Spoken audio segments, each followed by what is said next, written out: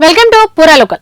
Deputy CM Pawan Kalyan పై వేసిన వ్యాఖ్యాన్ని ఏపీ హైకోర్టు కొట్టేసింది. ఉప ముఖ్యమంత్రి బాధ్యతలను నిర్వహిస్తున్న పవన్ కళ్యాణ్ సినిమాల్లో నటించకుండా నిలువరించాలంటూ మాజీ ఐఏఎస్ అధికారి విజయ్ కుమార్ దాఖలు చేసిన వ్యాఖ్యాన్ని ధర్మాసనం కొట్టేసింది. పవన్ కళ్యాణ్ సినిమాల్లో నటించకుండా అడ్డుకోవాలని, సినిమా వాణిజ్య కార్యక్రమాలను ప్రమోట్ చేసుకునేందుకు ఆయన ప్రభుత్వ యంత్రాంగాన్ని దుర్వినియోగం చేస్తున్నారని, ఈ నేపథ్యంలో స్వతంత్ర దర్యాప్తు సంస్థతో విచారణ జరిపించాలని హైకోర్టులో విజయ్ కుమార్ వ్యాఖ్యం వేసిన విషయం తెలిసిందే.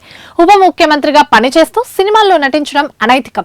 మంత్రిగా బాధ్యతలు తీసుకున్నాక వాణిజ్య కార్యక్రమాలకు దూరంగా ఉండాలని పిటిషనర్ తరపు న్యాయవాది వాదనలు వినిపించారు.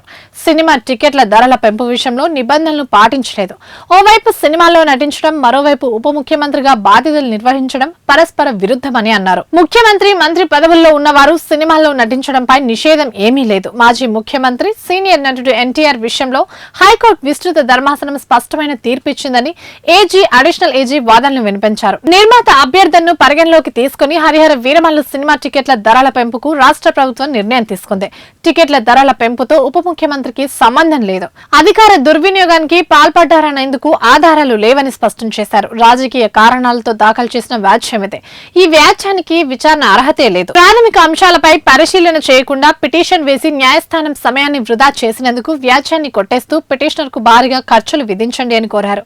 ఇరువైపు న్యాయవాదుల వాదనలు మిగడంతో తీర్పును రిజర్వ్ చేసిన న్యాయమూర్తి వ్యాఖ్యాన్ని కొట్టేస్తూ తీర్పు ప్రకటించారు.